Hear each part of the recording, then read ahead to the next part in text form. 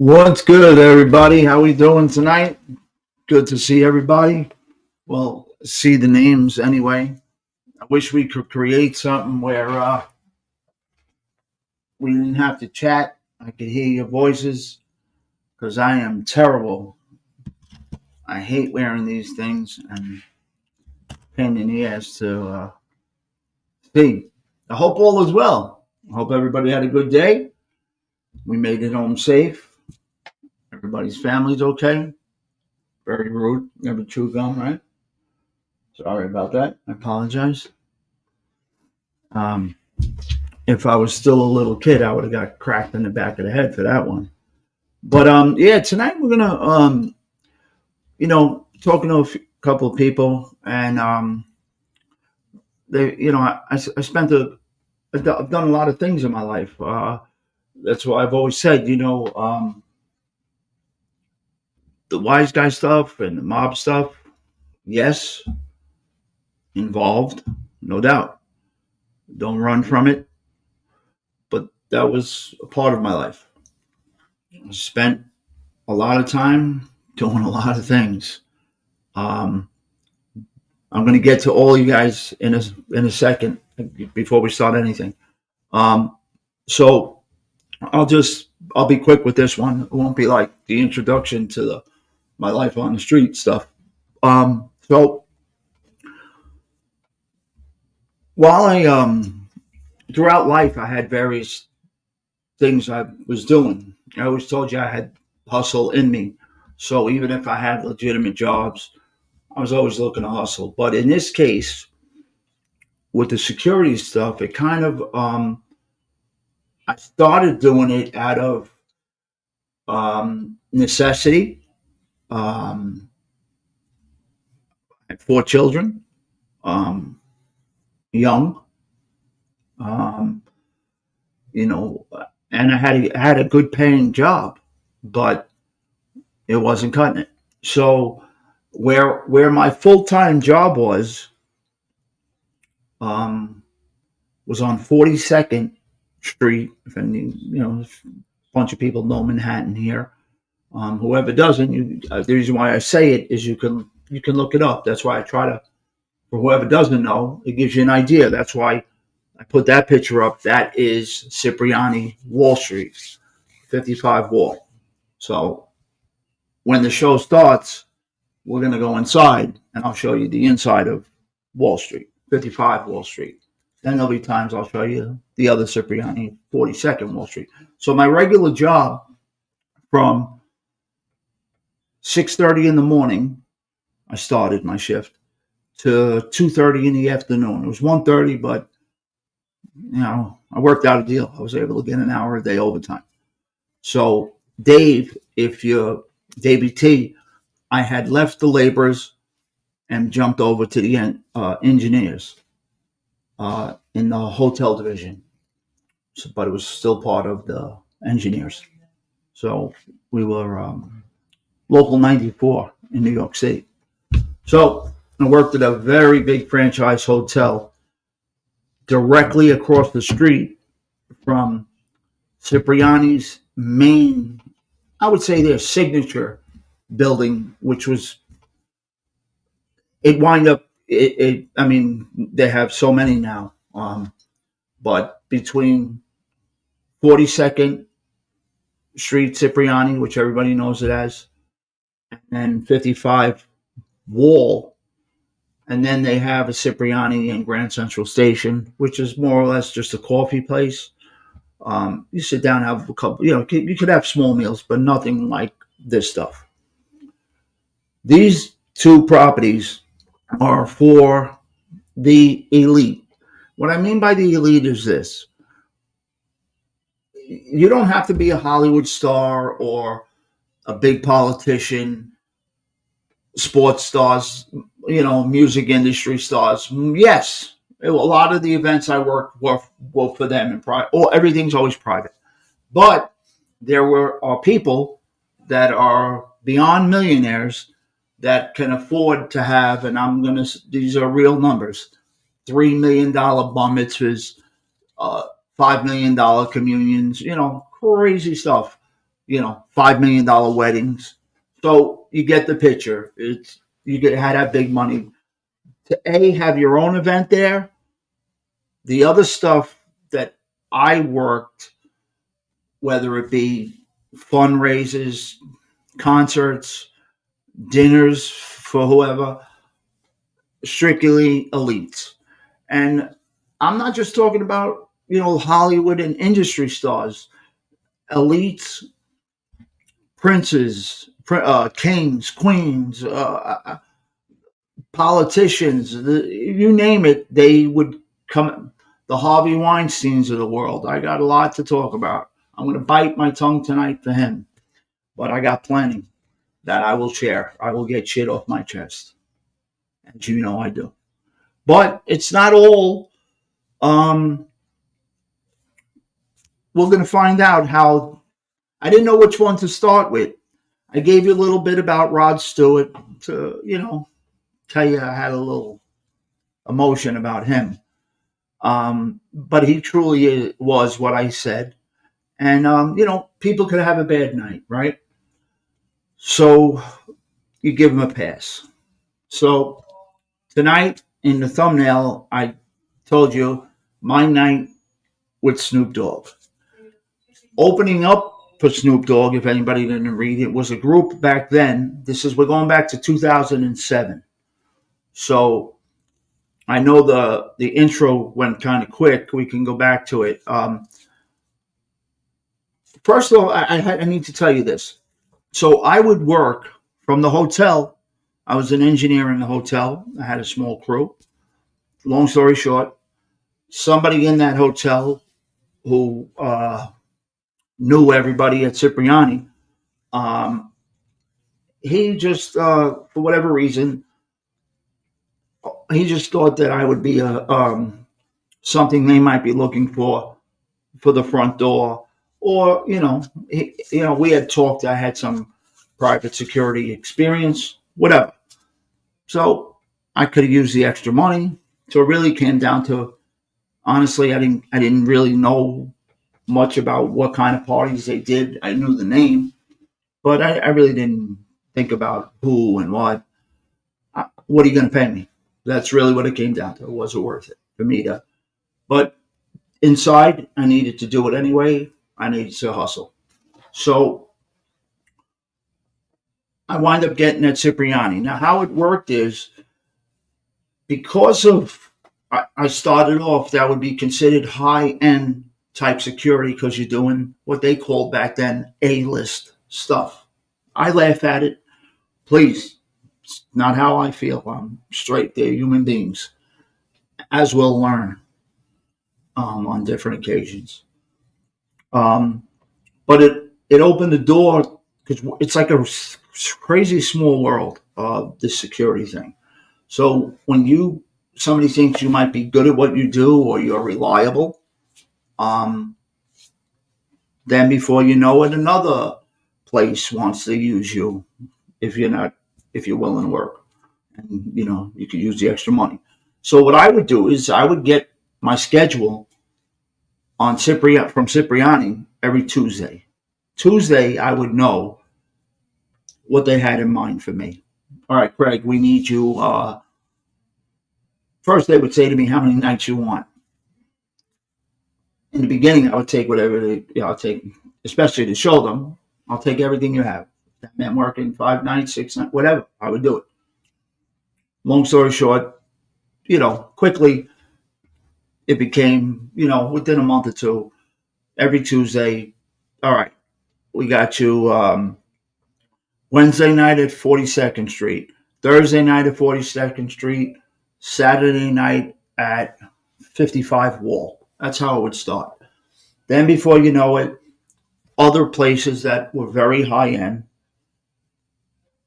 you get close with the security team and they know you're trustworthy or whatever. They recommend you. Before you know it, you work in some very upscale restaurants. But like I mentioned, a place called Tao. Whoever has been to Tao knows what it looks like. If not, you can go online, take a look at Tao. It looks beautiful. Tao was known For more sports people, every sports team would be there for dinner when they came into New York. They loved Tao for whatever reason. And you would get, like I told the story about the Jerry Bruckheimer thing, and I have so many more about Tao. And a lot of the Rainbow Room, I can go on and on.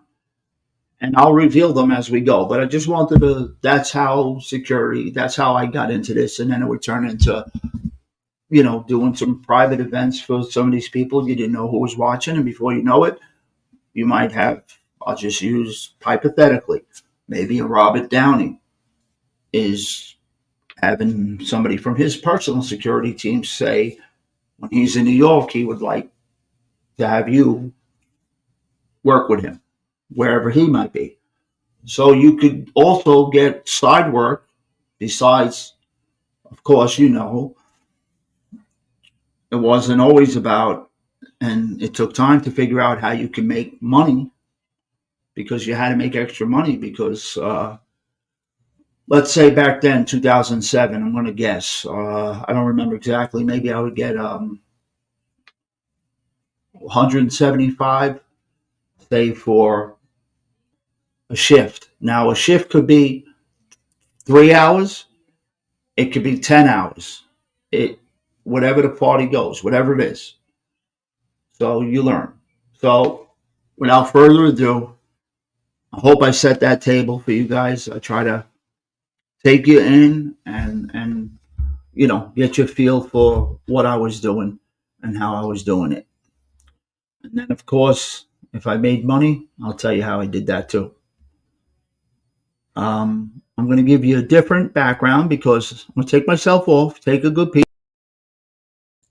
This is Cipriani, Wall Street, 55 Wall, Snoop Dogg, and the Pussycat Dolls, November 7th, I believe, 2007, or something like that. But it was in November of 2007. So this is the outside of the building. Now, I want to say this to you, but when I would get there, I'd get there, say they would tell me I had to be there at 6 o'clock. The event wouldn't start till 8 sometimes, but the paparazzi would always be like packed. So that's why I'm telling you this, so you'll get an idea, and I'll come back on and tell you how, like, there'd be hundreds and hundreds of paparazzi. So we would have to deal with them first. And then the red carpet would come out, and it would be crazy, insane.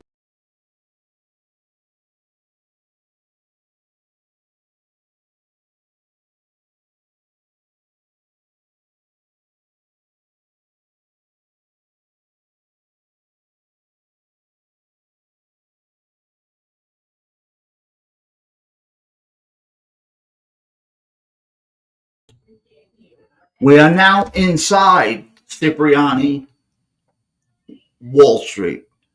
Now, the tables and chairs wouldn't be there. I try to get it as clear as possible. By the way, I know I'm impressing myself. You got to admit, guys, I'm starting to get good with this stuff.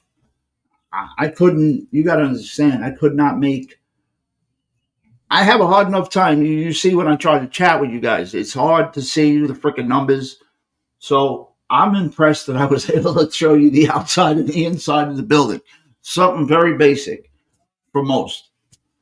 But anyway, I wanted you to try to get a feel for the place. So during the concerts, there would never be the table. Everything would be set up different.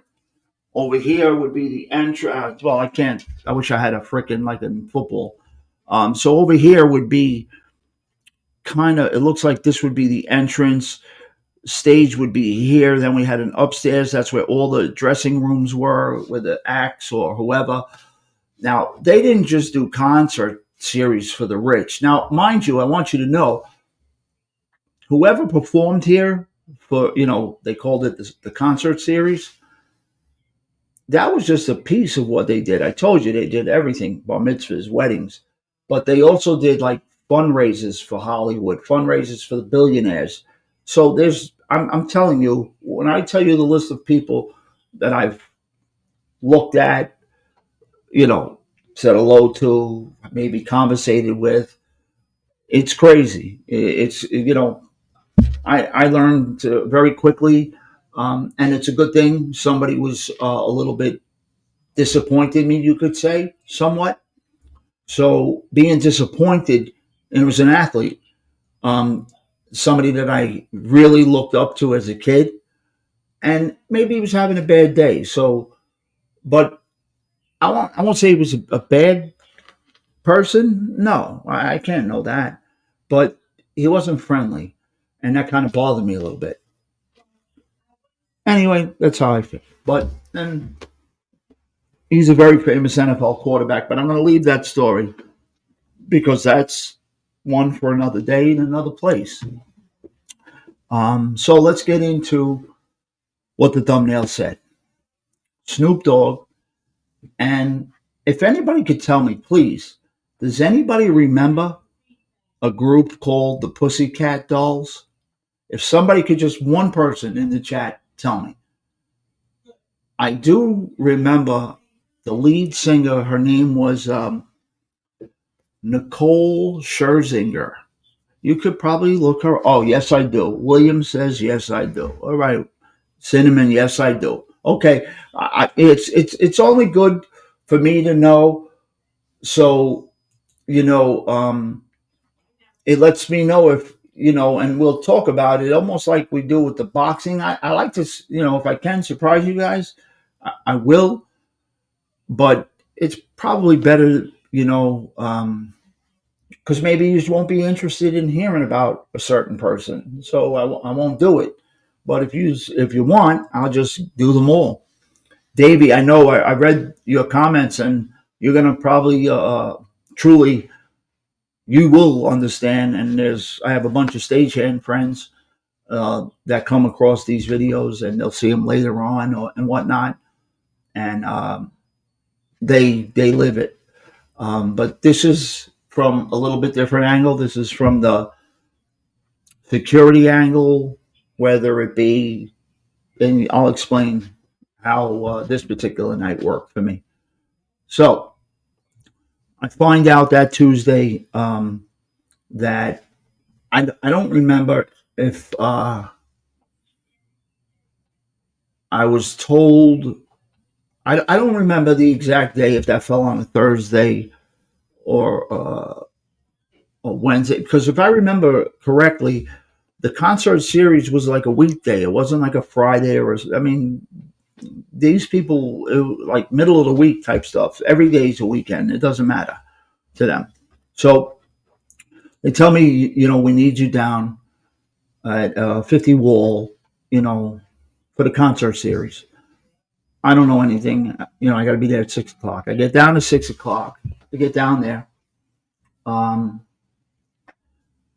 I I want to share everything with you guys, but because I had a really strange encounter on my way down there, but it might not be appropriate. So I'm getting a cup of coffee. I just finished one shift. Now I gotta get out of one uniform and put on a suit and tie. You saw it. You might have saw it. We wore all black with white shirt, black tie.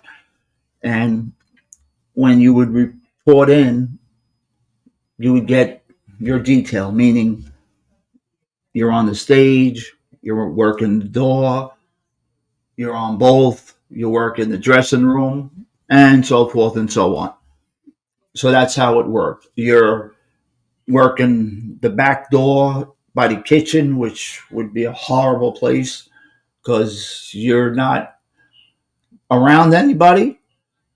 The best thing that could happen is just you're taking food as the trays are going by, and you definitely can't make a dime. So thankfully for me, I had them all fooled, and I made it appear that I would be good for the front. So it's a good thing I didn't have any like tattoos on my neck and stuff like that. Most of my tattoos were hidden with a suit because they were very qualified guys, but because they didn't look, excuse me about that, sorry. Um, there were a lot of qualified guys, but if they had Giuseppe Cipriani, who owned the place, he wanted a certain look. He really did. Um, and that look was clean, clean. Um, uh, so if you had tattoos like on your neck and you could have been a badass and great at your job, he would not put you. And it wasn't him; it was the head of whoever ran the security. I'll tell you about them later. Um, they wouldn't put you in like a key area where you're greeting people or whatever. So here we go. So I get down to Wall Street from where I was on 42nd and Lex. Not a bad trip. It's probably 15 minutes by train. I'm there early. Starbucks, coffee. In that Starbucks, I'll just say it quick. I have some woman. Look, people are going to say whatever. I don't really care what anybody says. I say, I'm in Starbucks having I just knew it was going to be a weird night. I'm in Starbucks, need that next cup of coffee. I don't know how many hours this job is going to go. I really didn't. And I didn't really know the detail yet, who was there and what we were doing. So I order a cup of coffee in Starbucks, and it's packed. Even at that time, people going home, whatever. And you ever feel like somebody's looking at you, or you like feel. So I'm like, I turn around, always want to, I'm always aware. I tell you, I'm never sleeping. And there's a woman, like a professional woman, businesswoman, like staring at me. So I'm thinking, did I cut her off? Maybe I cut her off. I was tired, working a lot. Maybe I cut her off. Maybe, I don't know. So, the line's moving and just, we'll leave it at this. They say men are bad, with their mouth, as far as, construction workers, with the, construction workers are animals. Davey, you'll know what I mean, what they say about us, you know. Well, I'll tell you, very aggressive would be an understatement. And I'm like, what? I'm trying to get a cup of coffee. And truth be told, I was not expecting for a woman I do not know at all, out of the clear blue, to say to me, can I kiss you? Now, you guys want to laugh and say Craig is crazy? Go right ahead. But it happened. Now, I never said I kissed her. I didn't even know her. I don't know what she got. Long story short, here we go. I thought I'd give Davey a quick laugh, and maybe Timmy Irish a quick laugh. I knew it would be in one of those nights. So I get down there, the paparazzi, I could see them from a half a block away. No, I wasn't a playboy though. That's just it. I was quiet. I wasn't like up in your face. I was quiet. I wasn't like trying to. Yeah, I played that shy. No, yeah, nah, I was just quiet. I mean, I wasn't in your face kind of guy when it came to that. Nah. Plus, I was a married man who had learned his lesson from the street life. No, I wasn't about that at that point. No, absolutely not. No, I didn't kiss her tongue. I know, Timmy, you see, I should have never said a word. No, absolutely not. No. All right. No, I'm like it. No, absolutely not. She was a strange woman. I didn't know I was going to kiss her. You guys think I kissed her? Somebody put a thumbs up in there if you don't believe me. I'm not telling the story. I want to see if somebody doesn't believe me. Put a thumbs up. Oh, Dave, no. All right. This is getting off to a rough start. You guys are crazy. I love you. All right. So here we go. It does. Thank you, Cinnamon. Thank you. I did not kiss that woman. Didn't Clinton say that? But I'm not Bill Clinton. So I could see the paparazzi, like a sea of paparazzi, as I get to the corner of 55 Wall Street. So it's funny. Me and Timmy Irish, we talked about that area today. and he knows that area very well. Like I'm sure there's a lot of people here that might know that area very well. So I was used to seeing the paparazzi like that, so it was no big deal. But I just knew somebody was, somebody's coming. So you go how it worked with Cipriani is you would go through the back, you get your radio, your earpiece, and they would tell you positioning where you be. And for me, I was fortunate. The guys all Turkish from Turkey, some of the toughest guys I've ever met in my life. Tough, big, and tough. They could handle themselves and be very professional as well.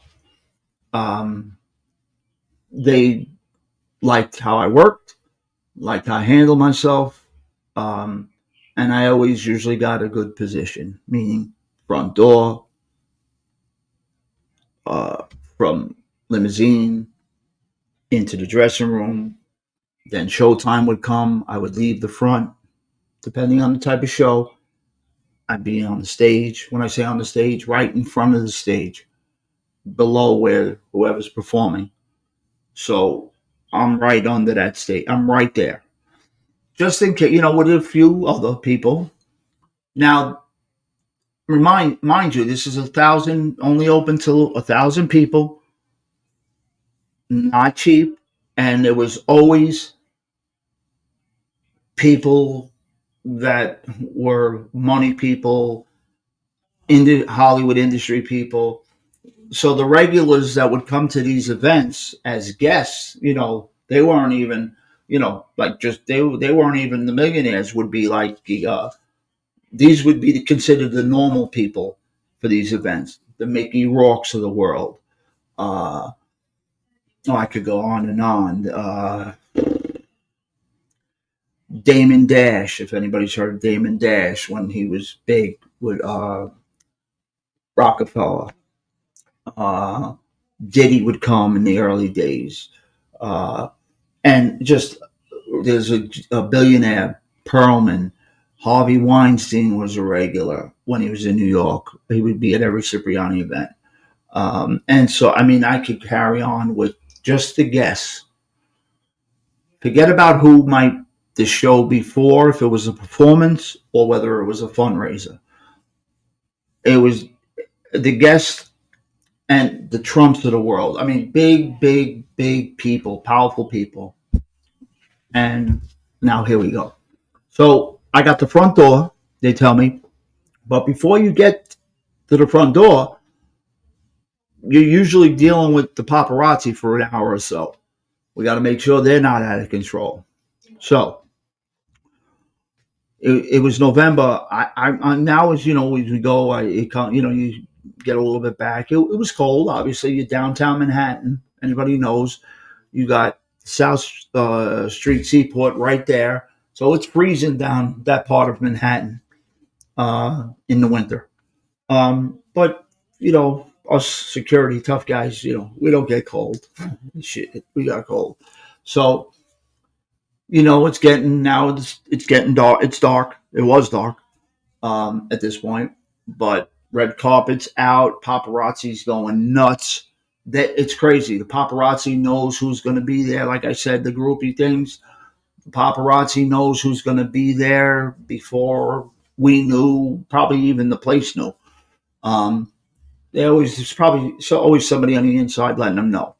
And I'll later tell you stories how I would make money with the paparazzi. So at first, not you're not full of piss and vinegar because I did many other things that uh, you're not there to be violent. You're not there for that. You're no good in that business. You won't you need to speak a certain way, and you're no good to the that industry if you have to if you get into an altercation and now you start breaking the place up. That's not good for the owner, right? So the idea is, and it usually never happened with these very wealthy events, but you'd be surprised.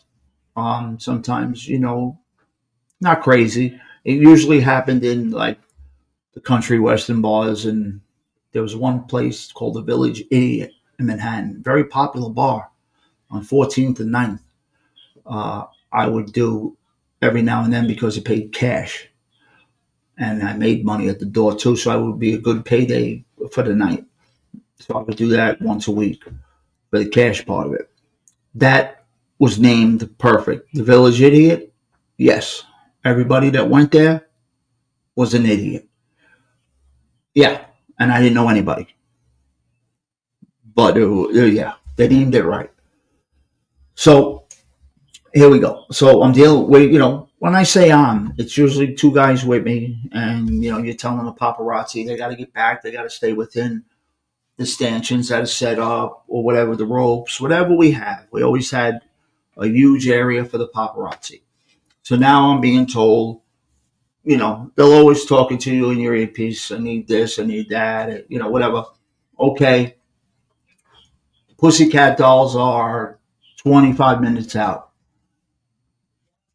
and Snoop is the headliner. Snoop Dogg is the headliner. But what's happening, I find this out a few minutes later. It'll come to, I don't know if you guys saw a little caption, and you just go back. I want you to look it up. Go back, see if you can find any concert we talk about or any event we talk about. You never know. You might be able to pull up footage, and you might, like I always said, just about every concert series, any show I worked for Cipriani, after we got everybody was in and the doors were closed, I left the door and usually went from dressing room down, and when the show would start, I'd be front of that stage. So you never know. You might come across a video if they get up on YouTube somewhere, and there's some big shows, and you never know. You might see it. Oh shit, that's great. You might not. I don't know. I'm not sure. So um, I didn't say hello to the chat. I'll get to you later because if I stop again, I could have a feeling somebody's going to shoot an arrow at me. So let me keep going. Welcome all. I love you all. So, Osada, I saw your name. Steve, I saw your name. Maureen, I saw your name. Oh boy, now I have to say everybody's name. I'm getting to you. Cinnamon, I love you. Dave, I love you. Everybody. Timmy, everybody. Sally, Benny. So we got the paparazzi. We're dealing with them. Now they're real. Paparazzi could, as you know, you read about it, you hear about it. They could get wild. So I learned. I didn't know this. This is part-time job for me. Um, but I'm learning about the paparazzi. Now, this wasn't my first gig working dealing with the paparazzi, but I'm learning really what it's about. That whoever gets the best picture sells that picture, and it's all about getting that shot, getting that first one, getting it out to a paper or an outlet first. But it's got to be a good shot. So you'll later find out how I went from, once I learned that it was important to them, and how much some of these, if they break a story that, let's say, Lindsay Lohan was having a tough time in her life at that period. Now all of a sudden she shows up for one of these concert series, and somebody gets a picture of her, and that picture becomes worth 15, 20, 30,000 to that paparazzi guy who's going to sell it to whatever outlet. Well, I guess I wasn't the best guy to let know that or find out that, because if that picture's worth something to him, especially the value, if I'm down the road, we might find out I was able to help them get maybe better positioning to get that shot. Maybe I'm not supposed to. If he's going to get that shot, shouldn't I get a little something if I gave him that space to get the shot? We'll get to that at a later date. But this isn't about that. This was how crazy the paparazzi was that night. So we're dealing with them, and they're pushing and shoving. And I'm telling you, nobody's even there yet. They're just the lights are on. Showtime as far as outside. The red carpet's rolled out, and everybody's waiting now. Before the Pussycat Dolls arrive, they had a long career. I don't know, maybe a year and a half. I don't even know how long they lasted, but I'm going to tell you how it went. Oh boy! So guests are arriving now. Offhand, I remember a few of like I told you, there was just regulars you saw all the time, and they were big names. Like I said, whatever you consider a big name in Hollywood. And especially if they were from, not everybody lived in the West Coast. You do have a lot of Hollywood people, executives that live in New York, right? The Robert De Niro's is a New York guy. He owns Tribeca. So, you had a lot of that. So, we're not fighting. We're calming the paparazzi down, but now the limos are starting to pull in, and you learn once the limos start, like once the first limo comes with guests, now you got guys just we got security just working with limousines. So you transition from a couple other guys deal with the paparazzi, try to keep them nice and calm, and you have people. I would transition over to, normally these people, most of them had private security anyway, but you had to have house security, which was us. So this particular evening, I remember the Duchess. I think they called her the Duchess of. Oh boy, red hair. I'm bad. The Duchess. I don't want to. The Duchess. This is gonna. I won't say it, but like the Duchess or another person to me. I'm being transparent. I'm a gentleman, of course. He wasn't seemed like a nice person. Just remember a woman with red hair and a ton of security around her. But we gotta now, once they get onto Cipriani property, she could have her own security, but it's our rules. It's what we say, no matter how powerful they are. Giuseppe, the owner of Cipriani, uh, they've been around a long time for a reason. It's just things are done their way. So not that you're forcing anything, you're just making sure people get in safely, because the crowds get so crazy, even that they're so wealthy, they rush. So you got limousine after limousine, star after star, packing this place, packing this place, packing the place. Everybody, of course, even if you're not a performer in a concert series, everybody goes through the red carpet. That's how every guest was like somebody. So you got to stay by out of the limousine to the red carpet, let them take their pictures. Then there's like another handoff at the front door. Then somebody else with their security will get them to wherever they're seating. With the waiters, they did their own thing, nothing to do with us. That's how it worked. So you got limousine after limousine. If you could imagine, you know, anybody that knows that area, Timmy, I know you know that area. It's just it's the stock exchange. That's the area it's in Manhattan, Lower Manhattan. It's a very condensed, big buildings.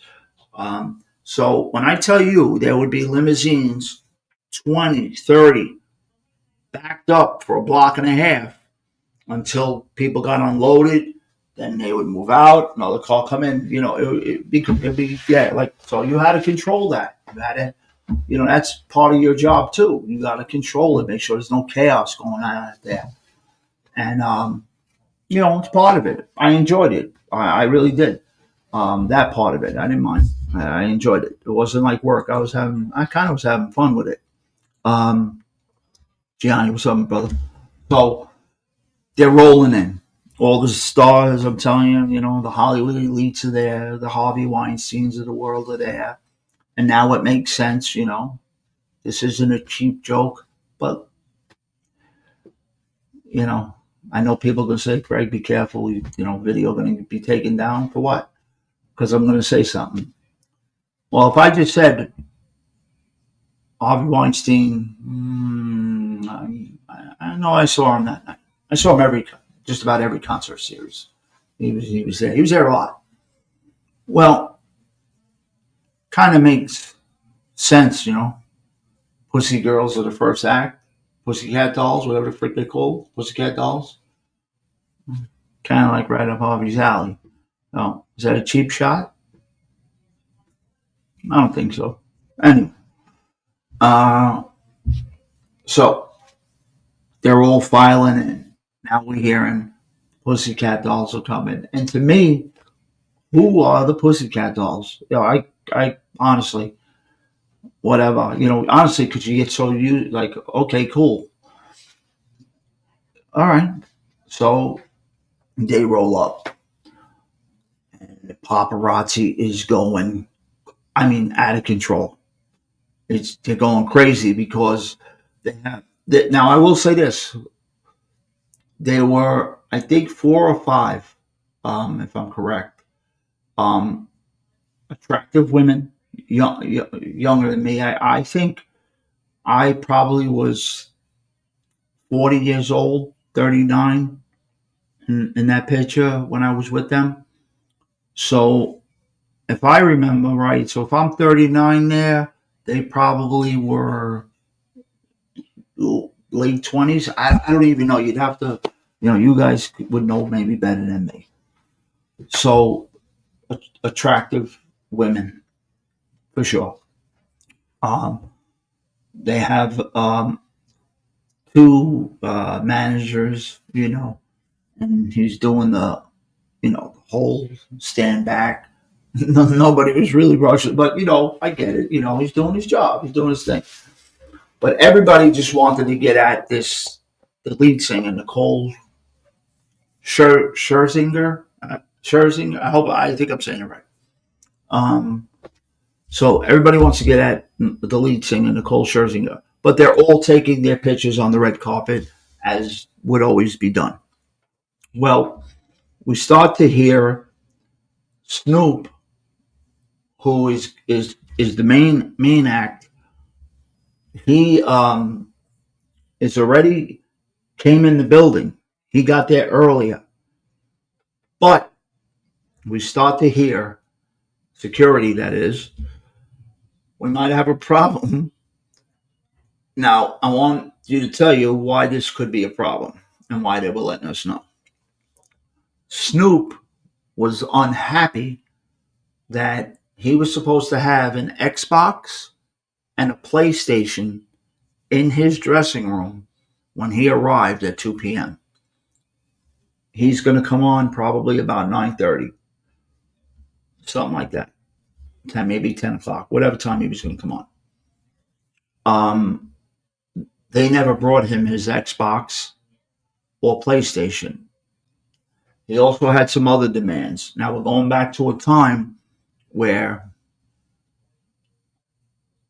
cannabis, I hope I'm using the right professional word here, cannabis was illegal, right?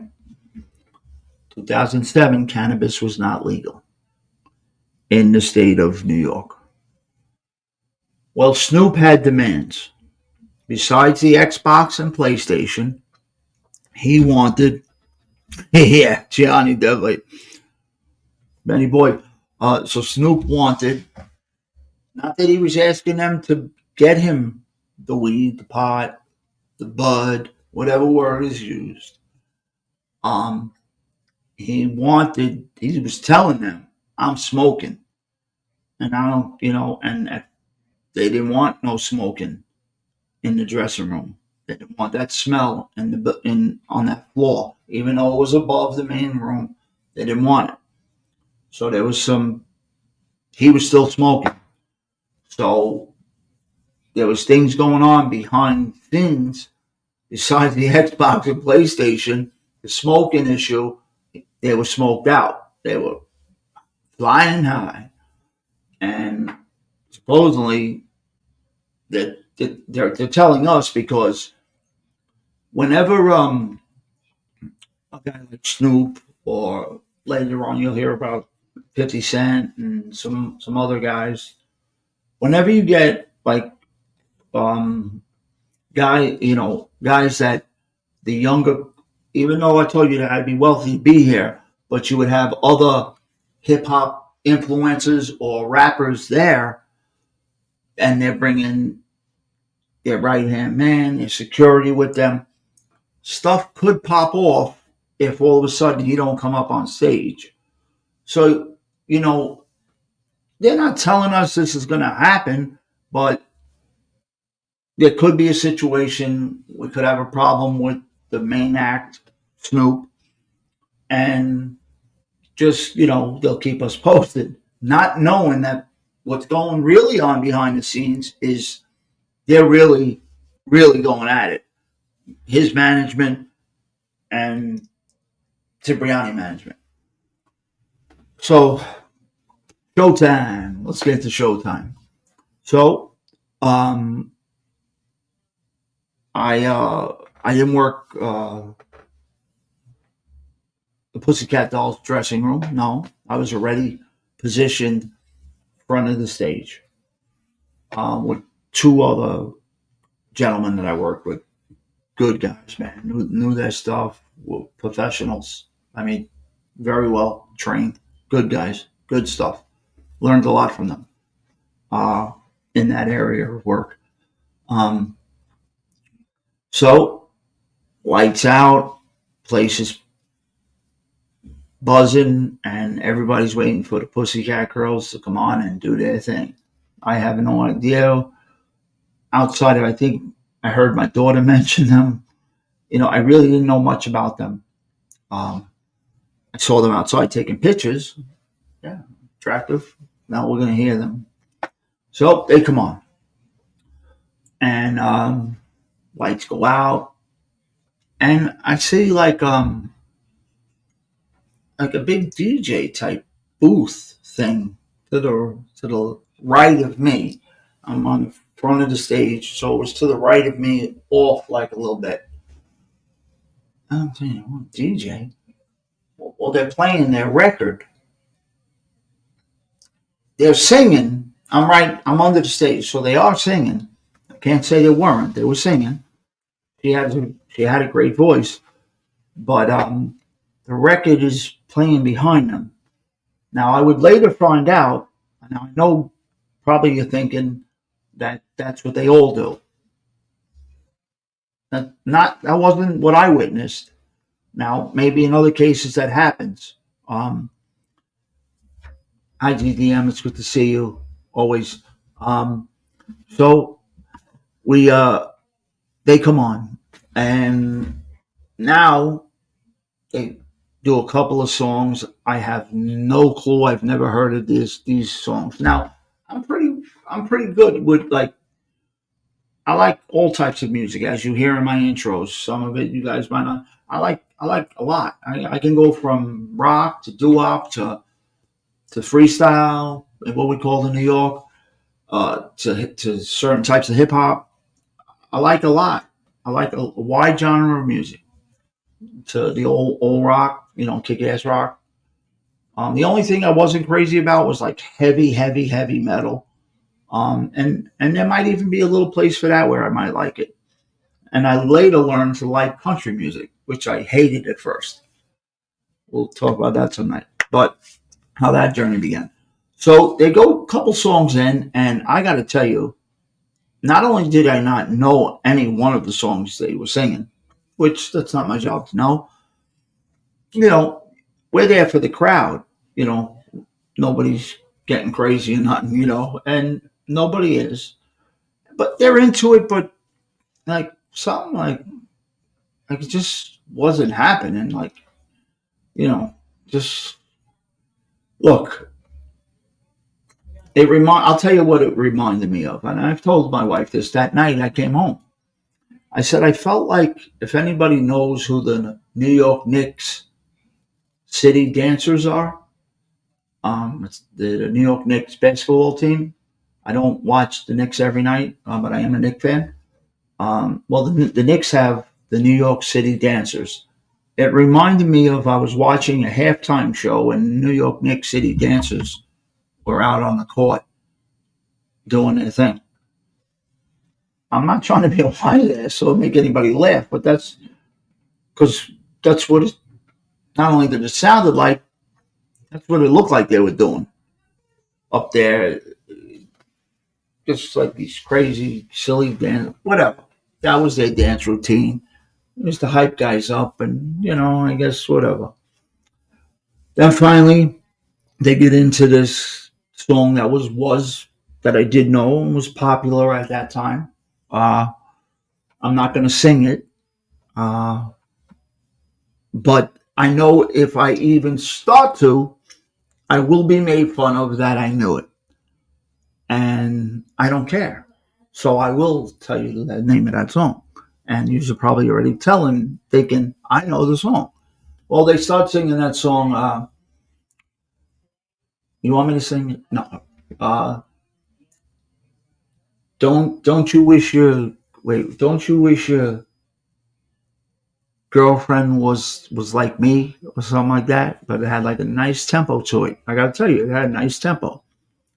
Don't you wish your girlfriend was quite like me? I think it was their hit song. Cinnamon Girl. You know what? You know what? You know what? I don't care. For my crew, I think we should hear it. Do you guys want to hear their hit song? Or if you don't, if you want to, you want me to sing it, GDM? My wife will tell you I was the karaoke king. I told you. I didn't say I was good, but my brother-in-laws are here. They'll tell you. Oh, I didn't hesitate. Uh, what's that? He who waits is lost. So it sounded, for those that don't know, I can't believe I'm going to do this, but you know what? Let's have some fun with it. Timmy, don't get up. All right, Osado, you got it. We're going to do it right now. I wish I had better speakers on here. I play it right through here. Don't you wish you... I can't believe I'm going to do this. Oh, my God. Pussycat Dolls. Oh, I'm never going to hear the end of this because you know what they're going to tell me when I get home? Because they like to break my chops. Oh, we didn't know you were a Pussycat Doll fan. You're a real Pussycat Doll fanboy, Dad. So it's coming on right now, and I'm going to do this for our crew here. Just promise me you're not going to get up and start dancing. Well, you can, but if you do, please send me the video. I think I deserve to laugh too. So it's coming on right now. So they start to get into this song until this comes up. So they get into this song, and crowd is starting to get into it now. And as they're finishing up this song, um, we're hearing in our headset that Snoop is not going to come on. Snoop is not going to come on. He's not coming on. They didn't give him what they didn't give him. They didn't feed into his demands. That's the remix of it. Guys, we're busting.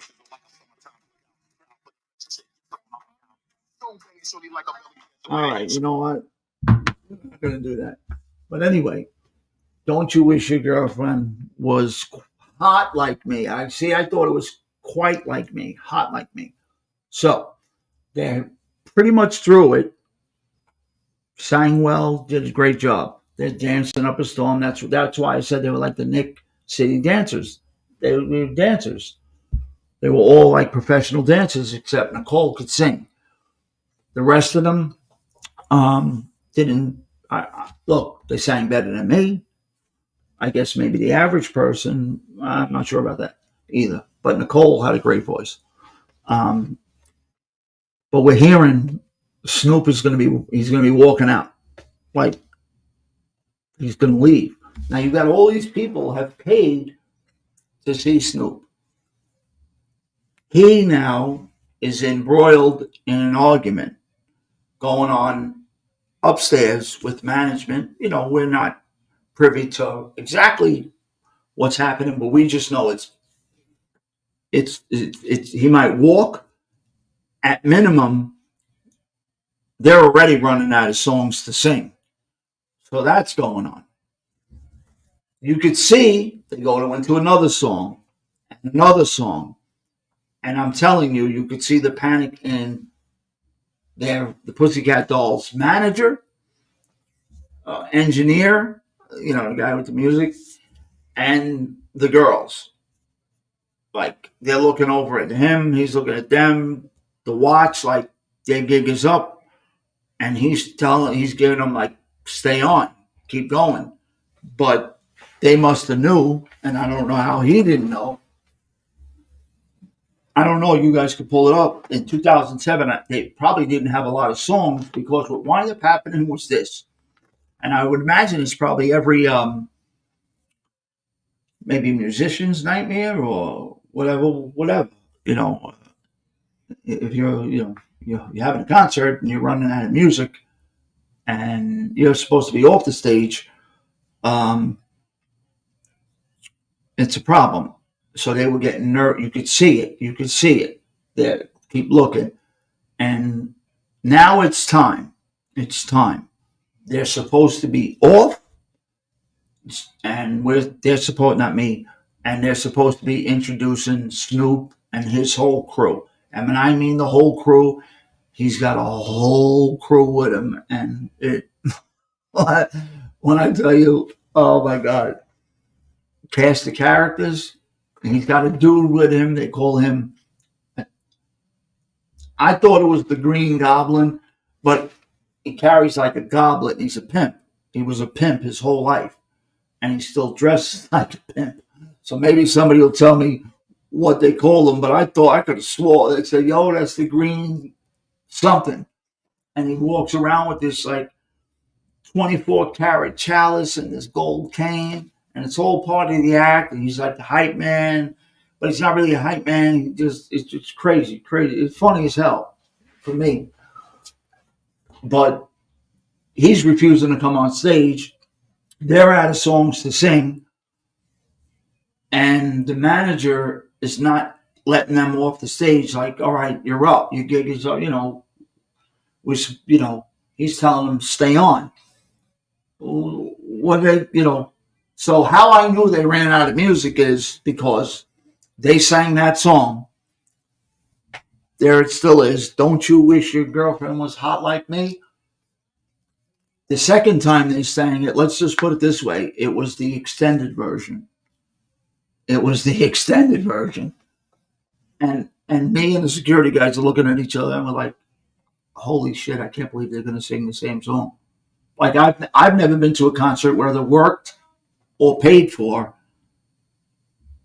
where I heard a group sing the same song, because they ran out of music. But that's how bad the situation was. Well, obviously it gets straightened out somehow. Snoop is high as a kite. They wind up getting for him from somebody that worked at Cipriani. I'm talking like a waiter, a waitress that happened to live in the area or some part of Manhattan, and they had an Xbox and a PlayStation. It was either one or both of them that he had to have before he went on, and he had to have ample time to smoke and play his video games before he goes on. Hey, guy wants what he wants. So that's how they got him the machine. The pot situation, I guess, they worked out whatever, because, man, I was close to him. Boy, he was reeking.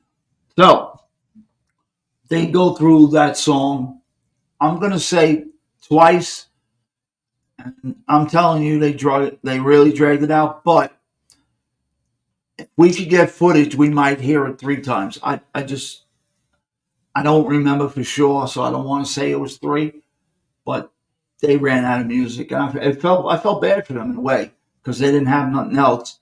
And then they went into like a whole like Nick City dance routine, and I felt there was honestly like like they were I don't say the wrong thing. I don't care. It just reminded me. It was like you were in a gentleman's club, and like the way they were dancing, and it was like just bizarre to see this new supposedly hot up and coming group, and now this no music, and they're humping chairs. Honestly, that's what it was. While a DJ is mixing records, I mean, you can't make it up. So they finally get off the stage, and Snoop and his crew, he makes them wait. He makes them wait even more.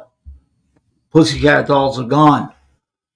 I hear chatter. Yo, when is this guy? Yo, who's in the dressing room? You got to get him out. Try to get him out. Try to get him out. Get him on. He finally, I guess he's feeling good enough. Yeah, Gianni. Yeah, definitely. They didn't have many songs, so the girls are gone, and they finally get Snoop out of his dressing room, and he just comes strolling down like it ain't nothing but a thing. He's just strolling down, like pounding everybody. What's up, my dude? And he's just relaxed, like not a worry in the world. He didn't give a shit. He was an hour and 40 minutes late.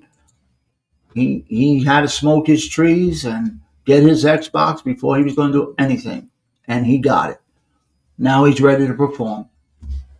That Green Goblet dude or whoever he was, and the rest of his entourage, they get up on stage, and now it's hysterical. I could say it. I believe, uh, uh, because I was there, but it's not more funny for me, and I like it. I like some of Snoop stuff. I like not everything, a couple of things, few things, not everything for sure. But there's nothing funnier than watching a bunch of rich, I mean uber rich, uh, oh boy, uber rich movie stars, industry people, just big business people. Um, I'll hold back from their skin tone because it's the same as mine, and act like they're cool. So as soon as Snoop comes out and he gets right into his stuff and what he does, and then the Green Goblet dude is talking to everybody a certain way, and he's getting everybody hyped. They're all standing now, and Snoop goes into his thing, and he goes through. I mean, this guy did. I gotta say it. He was late. Yeah, I'm crazy. I know it's me, but it is funny. Come on, it's no different than when I watch the UFC and I see Dana White bouncing like, come on, Dana, take it easy, stuff. But anyway, you could have rhythm. It's okay. I got rhythm. I got rhythm, but I'm not gonna. I'm not wealthy like that, and I'm whatever. There's a time and place for everything. Whatever. And maybe that was the place. I just found it funny because I didn't expect to see, like the Harvey Weinsteins of the world bop into, ain't nothing but a G thing. Anyway, um, so, you know, you work in the stage, it's hard not to, you hear the music, but you still have a job to do. And the crowd with Snoop was a lot of females too. There were a lot of females with the uber rich dude, and suckers, because straight suckers. I'll say, yo, these dudes are straight suckers because the women they were with would have did anything to get up on stage with Snoop. Anything. Let me refrain from that. I don't want to say anything, but they were very eager to get on stage and hug and kiss Snoopy and the Green Goblet. And they were with other dudes. They were guys. And these guys are like straight suckers, just like, ooh, go ahead, go ahead. But we can't let them on stage. Like, so it's like sickening in a sense, the thing that's going on. But I found out that they think differently people anyway.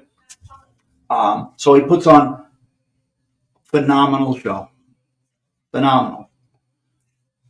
All of that lateness and refusing to come on. The crowd didn't know about it. That came out later on. We knew about it. Security knew about it. Just in case anything got crazy. And usually nothing was anything silly with those types of events anyway, because they were for the uber wealthy and the 1%. But sometimes you would get a real crazy drunk billionaire, and you just had to get him out the door. No, nothing physical. So Snoop goes past his time now, and he gives them even more. And they're going crazy. They're going nuts. And now Cipriani's like, they're grateful that he. I guess I don't know this. I'm surmising. You know, you made us wait for 2 hours, and now you're going, an hour and a half more. But he must be looking at it like he's feeling good, and maybe he thinks, I don't know this, maybe he thinks, let me give a little bit more. I mean, he did. I mean, he was taking, he was doing everything. And he put on. I got to say, it was a good show, and it was an even better show to watch 1,000 white people bounce up and down, in their 50s and 60s and whatever. Look, I could have been one of them dudes, and maybe you're gonna go to it. You're gonna see me in front of the stage doing the Dana White, but I don't think so. I'll do that alone. I'll go hide in the bathroom and I'll pop. All right? I give you my word. It won't be on camera. So the show's over, and not only was he great at what he did. I mean, the way whatever happened business wise, that is neither here nor there. We're not there for that. But I'll tell you about who he was as an entertainer and a little bit about him with people. So his show is over. He goes well past what he's expected to do. Puts on a great performance. People are going nuts, um, trying to get them out. So there's a routine when the artists are usually done. They usually go right from where they are. They go down the stage. They make a quick right, and there's another staircase in the back. Now they're not even visible, and they're already up in the second floor. They're gone. You don't see them no more. The crowd, that is. And then usually one or two of us would go up to the dressing room, stand outside, maybe talk to a few of them if the door's open, and just make sure nobody tries to sneak in. You never know. People are crazy to do anything. So, but Snoop don't do that. Snoop, Cipriani, we're trying to get everybody, concert's over, time to go, time to go. Um, and Snoop, nope, he's done with his whole spiel, and him and the Green Gobbler, whatever the dude's name was, and he had another hype man with him. Snoop goes into the crowd. The lights are on. The lights are on, right? The lights are on, and now he personally is like thanking people, taking pictures with people. And I got to tell you, we got paid whether the party went 3 hours, 4 hours, or 12 hours. That's we agreed to that. Usually we got the better end of the deal. And on this particular night, yeah, it ran later than normal. but it wasn't, it wasn't like a killer. But usually the concert series didn't go like this one went for a long time. So he goes into the crowd, and this guy is shaking everybody's hands.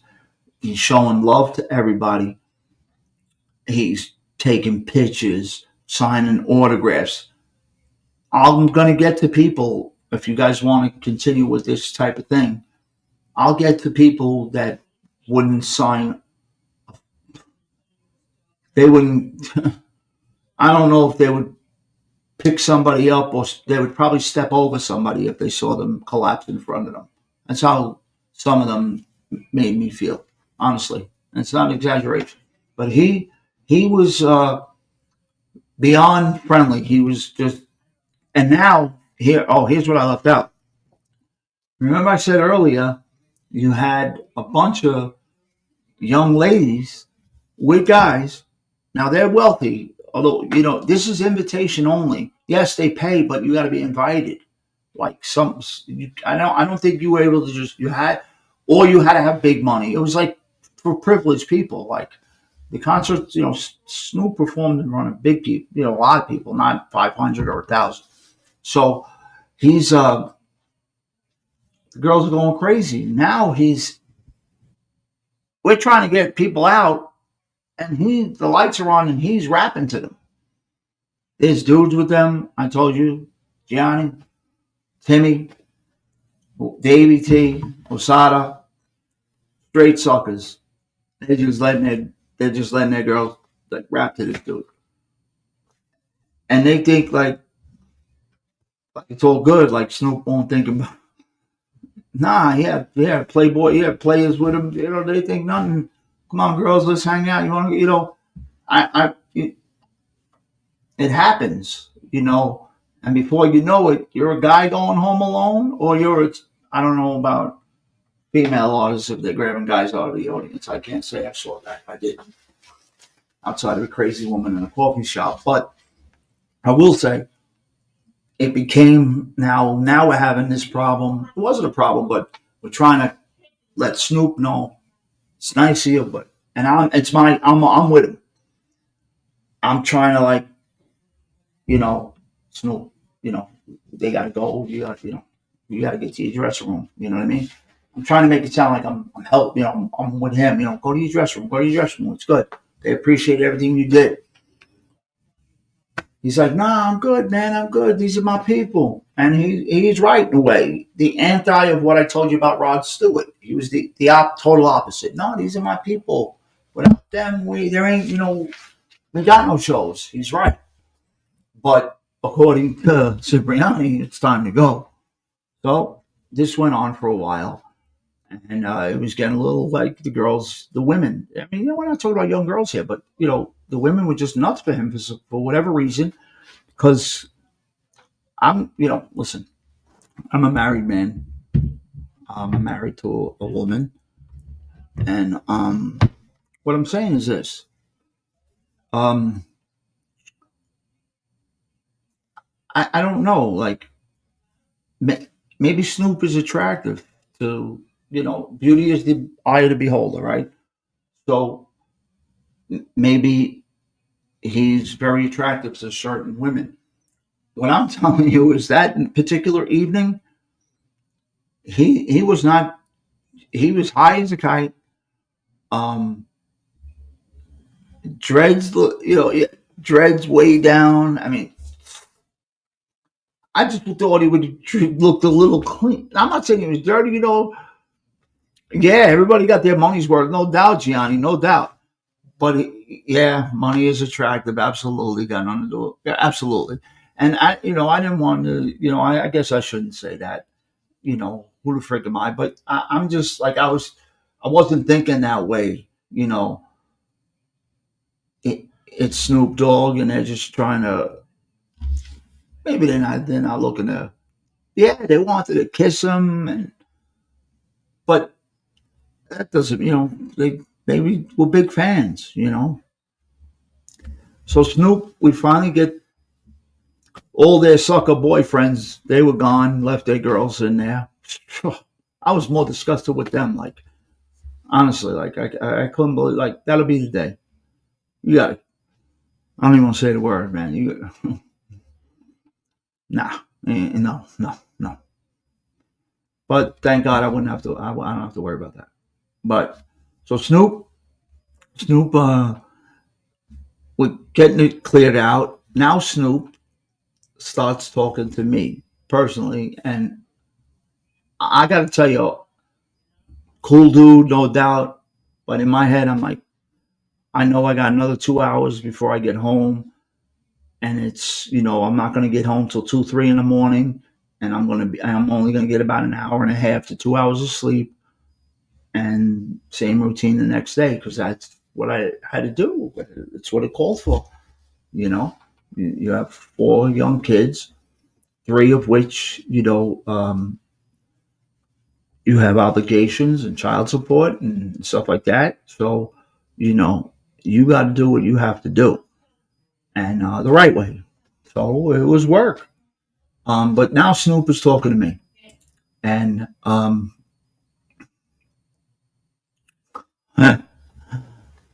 thank you, GDM. I know I want to stay true, and I really want to tell you guys what I think I told you is what I felt about the guys that were letting the girls, the women they were with, like hang all over this sweaty guy. It's drenched in sweat, and I just couldn't believe that men, men, and I don't want to. I got to be true, right?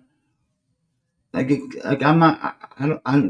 I'm maybe I'm born in a different dimension. Like in no world, and I'm sure there's a lot of men out here. In what world like, is that okay? And vice versa. In what world would it be okay for me to be with whoever I'm with, my wife, maybe it's a girlfriend at the time, not my wife, and oogle and try to pick up whoever's singing up there and be an animal? You know, I was, but I got used to it, and you'll later find out how bad it was with Duran Duran. But so Snoop is talking to me, and my man just wants to hang out.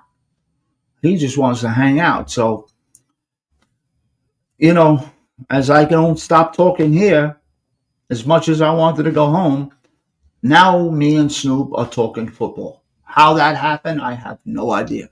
I don't remember how it exactly started.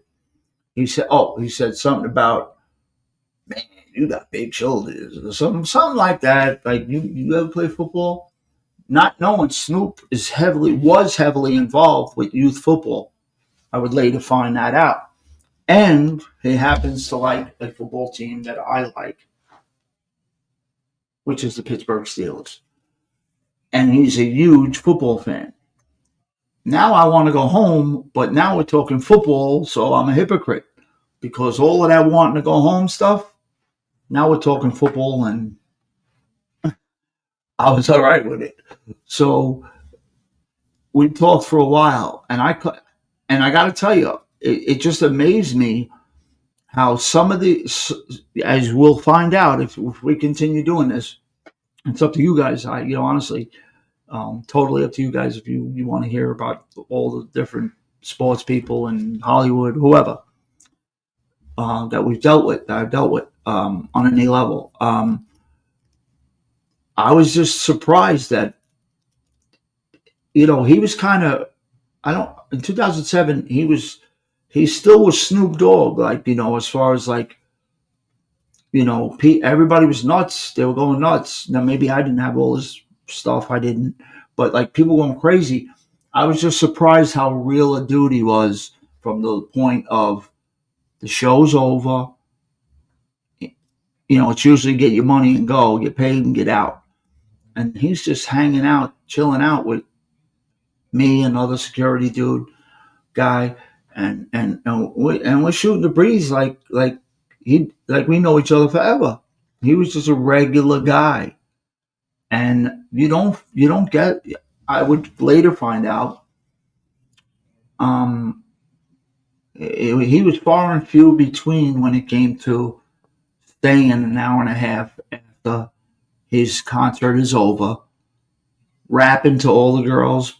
But maybe for him, he wasn't rapping to all the girls. He was just being Snoop and signing, taking pictures, hugging.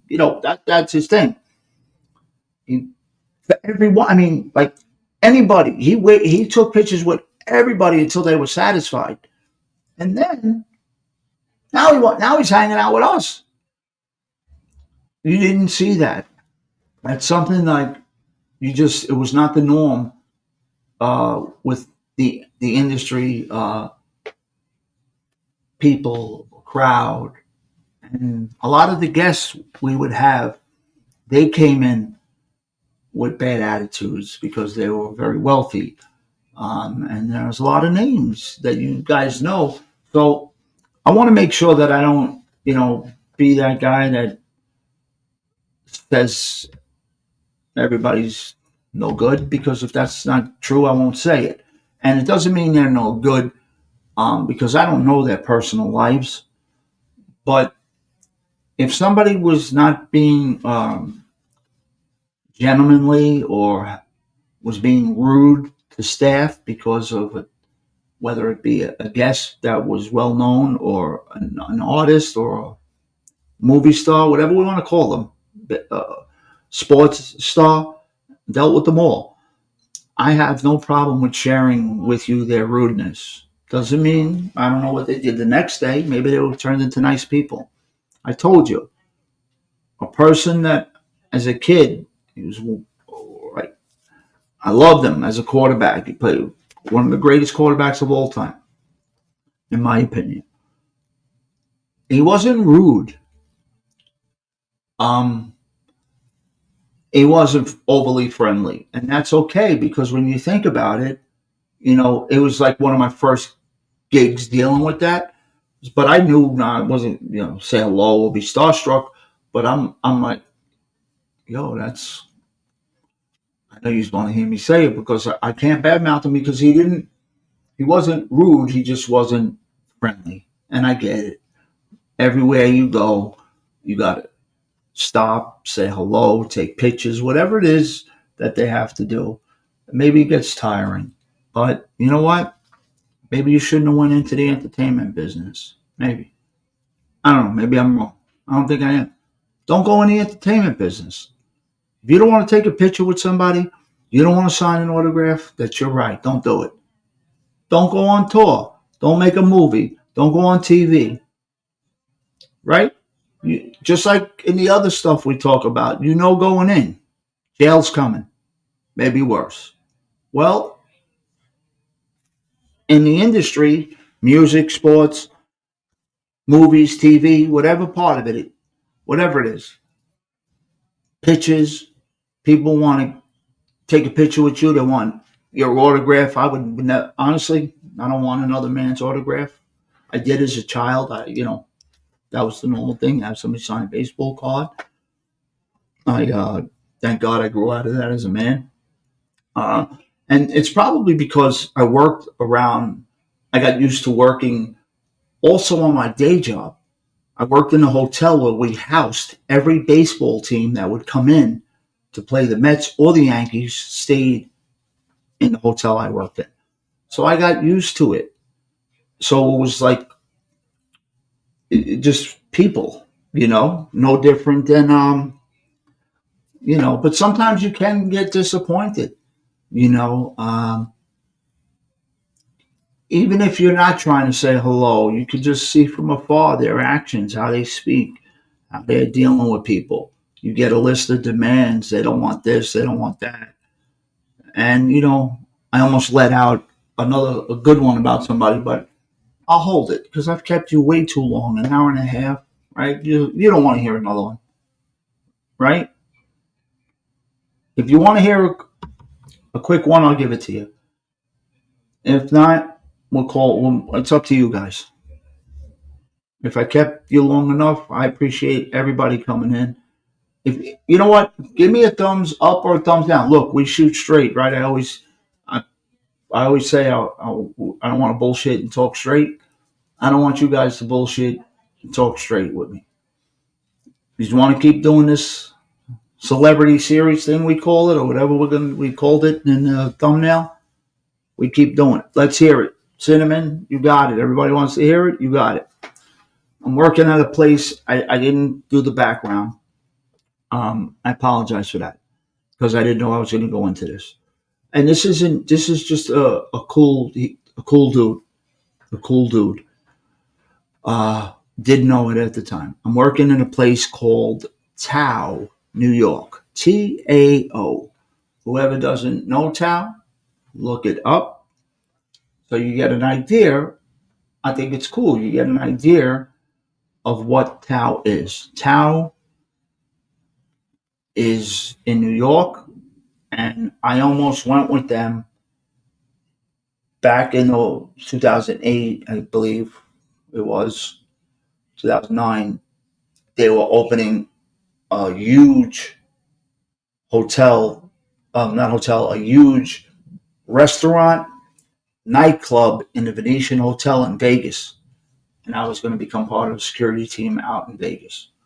But I know Vegas wouldn't have been good for me after this, discussing it with people that maybe know me better than myself. Probably was the right move. Besides that, I had young children here. I couldn't leave my children here and be in Las Vegas. I couldn't do it. But I was offered it. Anyway, check out Tao. The food is phenomenal. It's Asian fusion. I'm telling you, the food is phenomenal. The ambiance in there is incredible. So Tao would deal with reservation only. They're on 58th, I believe, in Madison. I believe between Madison and, you can look it up. Tao, New York. Just put Tao, New York in, and you'll see how beautiful it is inside. And it's 2 floors. And the clientele there was a lot of industry people, whether it's coming in for dinner, reservations, obviously, but the superstars didn't need, they just call coming in. Executive chef was a gentleman. His name was Sam Hazen. Good man, really good man.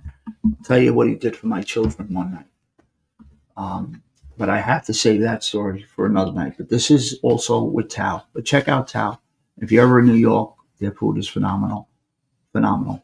So at Tao, you're dealing with, I would get in there. Again, I told you I would work my schedule around what Cipriani had me doing. So I knew what days I'd have available to work Tao or another place called the Velvet Lounge. That was a membership only type place for the elite. Pastis, where they did that show. I think we said Sex in the City. I used to work there. So I would move around, but I was always moving, 5 days a week somewhere. So I'm in Tao, and usually how it worked with Tao is I would get to the door and there'd be the GM sitting right at the check-in desk as they're checking people in, table for 4, reservation, whatever. Beautiful lounge area to have a couple of drinks and whatnot. You had where they hang the coat closet to the left, and then the check-in desk to the right, and then you enter the main dining room, which is, they got like this 50-foot Buddha sitting there, and then you go up the stairs, and upstairs is amazing. There's 3 bars. It's just a beautiful place. So, not that you had to be wealthy to go there, but a lot of people, because you could go there if you don't, on a special occasion, take you. Yeah, it was like a 2-week, 3-week reservation. Just do it ahead of time, type of thing. So how Tao worked is, as soon as I would come in for whatever shift I was working, they would tell me right away. The GM would say, "All right, Craig, listen." And I was always working. I always had 6 to 8 guys at Tao with us. That's how big this place is too. Whereas Cipriani, yeah, they're huge. We would have 15, 20, but Tao, we still had 8 guys working, on a Wednesday night. It was packed all the time. So I would come in and they say to me, "Okay, Craig, good, Cinnamon Girl. If they let you up to the second floor, if you can see it, it's just a beautiful place. And I got to tell you, the food is even better. And I'm not one that I don't have like that palate. Like I don't like to try new things. If I didn't grow up with it, I didn't eat it.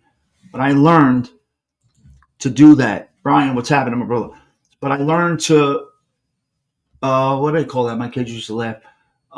Is there a waiting list?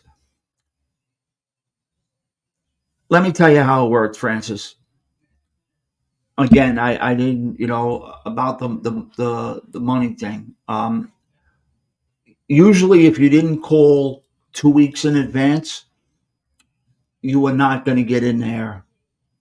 The only time you actually could probably walk in there and sit down would be for lunch, because they did have lunch. And that was it. If you were talking dinner, I don't care what night it was. Forget about Wednesday, Thursday, Friday, Saturday. Maybe you'd have a shot on a Sunday night, and I don't know about that. Monday, Tuesday, you have to be lucky. You had to have a reservation, but there's always that exception. As you know, Francis, you might have a nice guy at the door, and he can talk to the general manager because he became close with him, and he says to the GM, look, I got two really good people showed up. Maybe I knew them or that person knew them.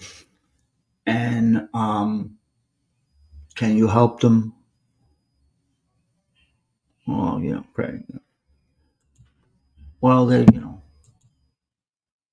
probably 300, I could probably get them a table. If they got 300, I could get them a table. Whatever the number was, I'm just throwing that out there. But that's honestly, how bad did you want to come in? Not you particularly, but that's how it worked in a lot of the places. And I'll get into shit with a lot of private events and concerts at Cipriani where I made money. That night with Snoop, I didn't make a dime. I didn't have time to. But Tao was like that. So I get in, GM named Paul Goldstein. He's a GM, young kid, but he was a GM. He knew his shit. He says to me, Craig, I want you in the dining room tonight. Now, normally at Tao, I work the door a lot too, or you'd be upstairs. You could be on the second floor. There were a lot of key areas to be in there. You could, it was busy. You're not bored, and you could earn. So, and that, honestly, you're doing high end security, what we would consider high end security, in these top places. Look, you want to be able to make a few dollars if you can, because the pay, you had to make more than what they were paying you, because you didn't pay what you thought you should get paid. Nobody ever thinks they get paid enough anyway. At least that's my brain. So that night he says, I want you in the dining room.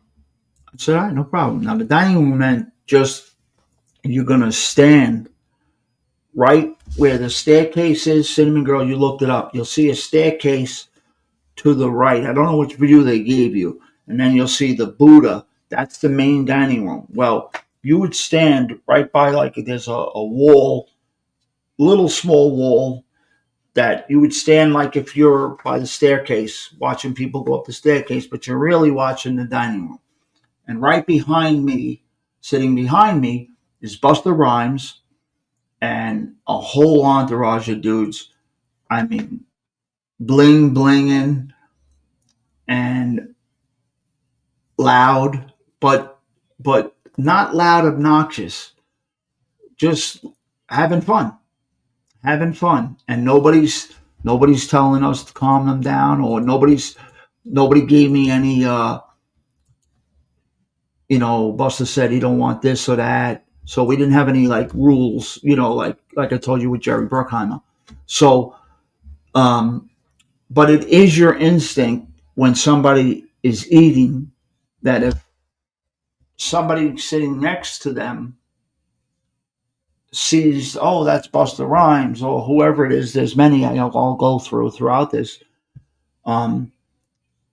they just get up from themselves eating, and they go want to interrupt Buster Rhymes and his group of people in the middle of eating.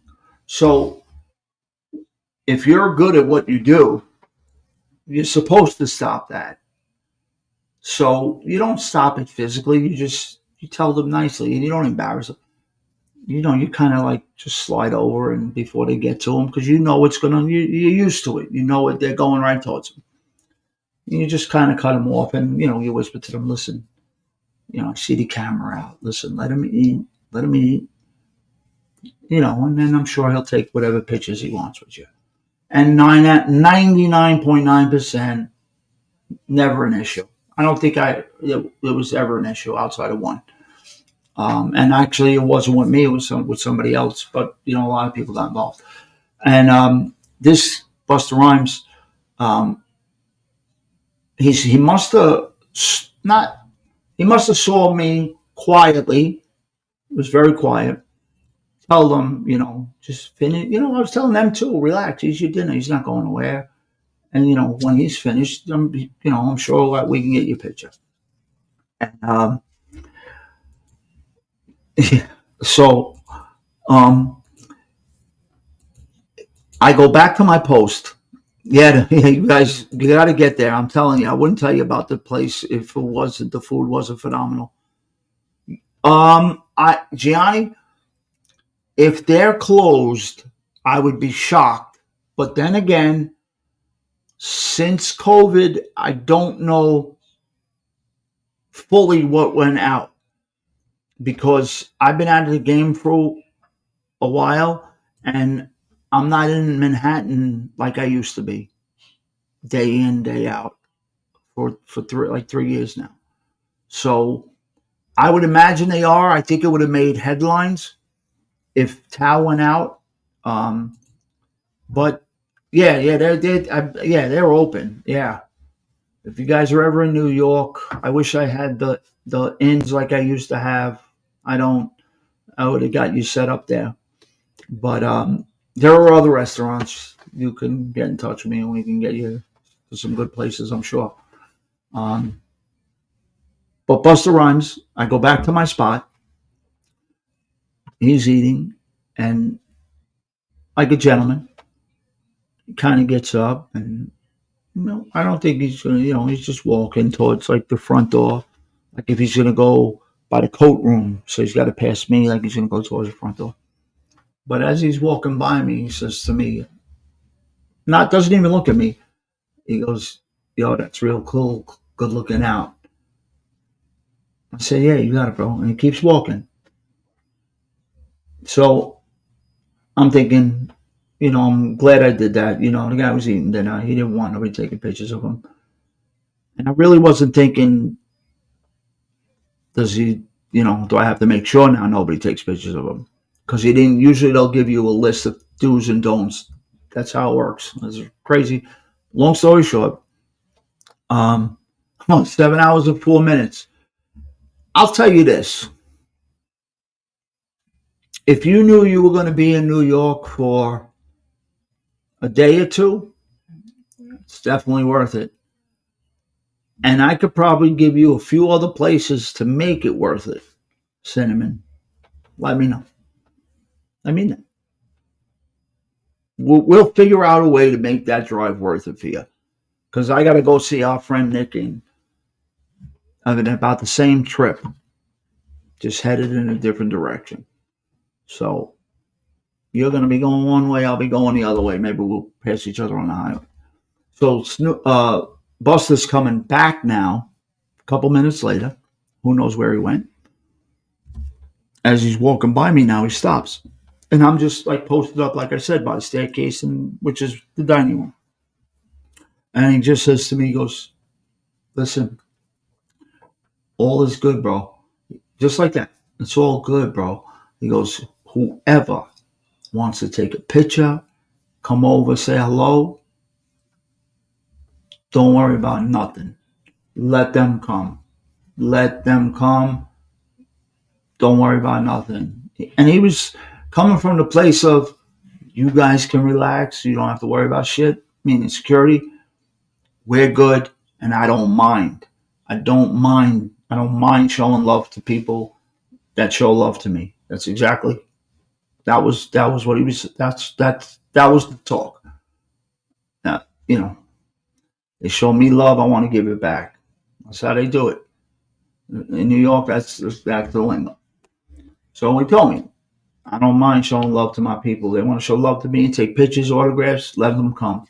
And you guys got it easy. Chill, relax. Well, dinner's over. One person goes over, picture. It doesn't get chaotic, but another guy joking with people who was starting to try to sit next to him and was pictures, autographs. I don't think there's anything Busta Rhymes did not do for anybody in that restaurant that wanted a picture, an autograph, a phone call to somebody. I mean, you'd be surprised what people ask. Oh, could you just say hello to my mother or whatever? I've seen it all. And that was just a little something I thought I'd tell you about Busta Rhymes and Tao. And as we go through this, if we continue this, um, I'll give you, it'll be a lot of Cipriani stuff, a lot of Tao stuff. There'll be some hotel stuff that I've dealt with. There'll be a lot of athlete stuff at Tao. There'll be a lot of movie star stuff at Cipriani, um, music stuff at Cipriani. Then at Pastis, it'll be a lot of designers, models, just about everybody from The Sopranos I knew from being there. And they would also be, from time to time, for certain fundraisers, they would come to Cipriani's. They would also go to another place that I worked that was owned by the same owner of Pastis. He owned he owned a lot of places, but his main places were Pastis. Look them up. Balthazar, Schiller's, North Fork and Rivington, Schiller's, Balthazar, Pastis, Lucky Strike. I don't know if it's still open. And the owner's name is Keith McNally. Check them places out. Pastis, I can tell you I've eaten, as one of the perks of working these places, we get to eat the food. They took care of us. So whether it be Tao, Pastis, Balthazar, Schiller's, some of the finest, what you would call French fusion, mix on English and French. That's where I learned how to eat something called steak frites. Unbelievable. But Pastis is known for their brunch. And I'll eventually get to how I got close to one. I got close to a bunch of the guys from The Sopranos, but one in particular. And it really started with me getting close with their agent. I mentioned his name. His name was Roger Haber. And Roger was a good guy and kind of got close with him. I would always be at the front door at Pastis with either a partner or by myself. And before you know it, you're seeing the cast come in, and I wouldn't, again, not starstruck, you got a job to do. But you start to get friendly when they come out, smoke a cigarette. A couple of them would do what some would say is the right thing. They didn't have to wait, obviously. They knew, they came right in. But there was one in particular of those guys from that set that no matter what, would put a $50 bill in my hand all the time. It got to the point where I got close enough with him where I told him, your money's no good. Now, did I go out and hang out with him on Thursday nights? No. But I knew him well enough from the 3 different spots that I worked that I would see.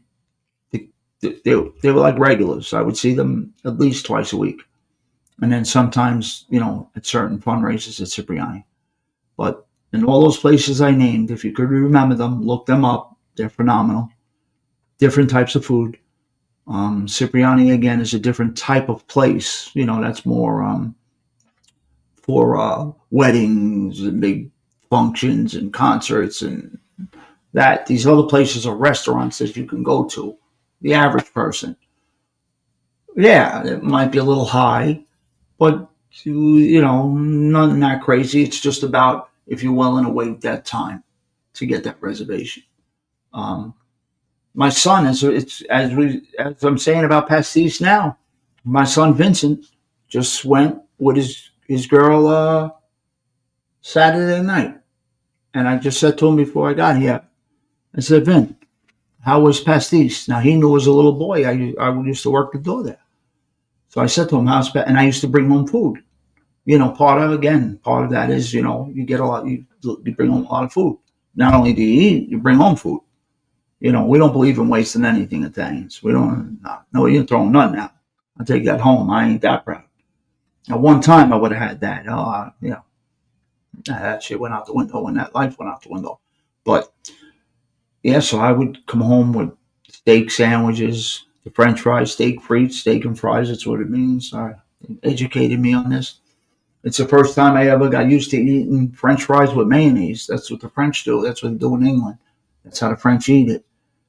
I was like, mayonnaise and French fries, but it was pretty good. Let me see. I saw the Busta Rhymes fellow tour bus once here by the casino. I know it because it said his name painted all. Yeah, I'm just sharing what I could share. And we're gonna Gianni. I just I wanted to see if you guys wanted to hear this stuff. And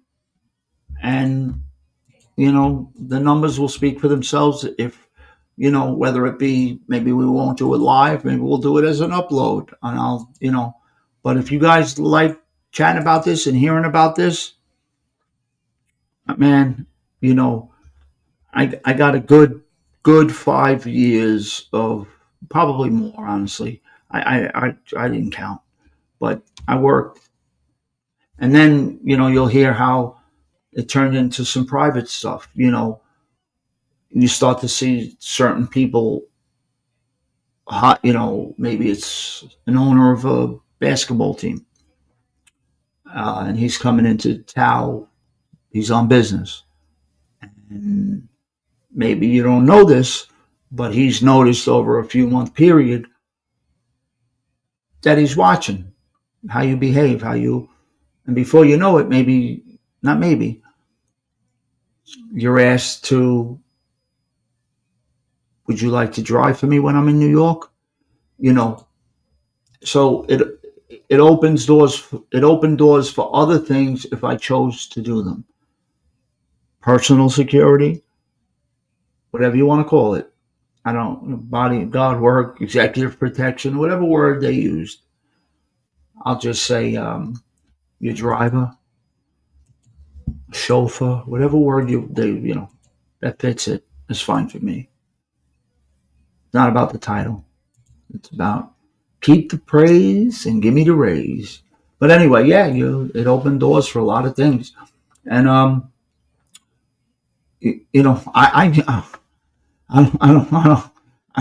mean, we can keep going, but I missed part of the show, but what I heard was interesting.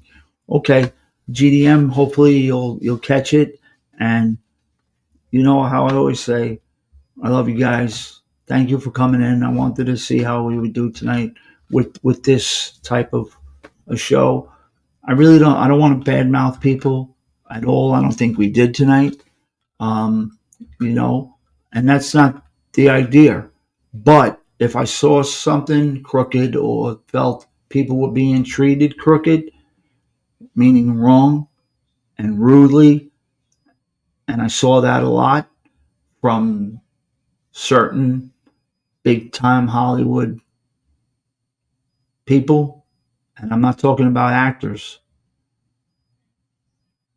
make you sick, just the way they talk to people.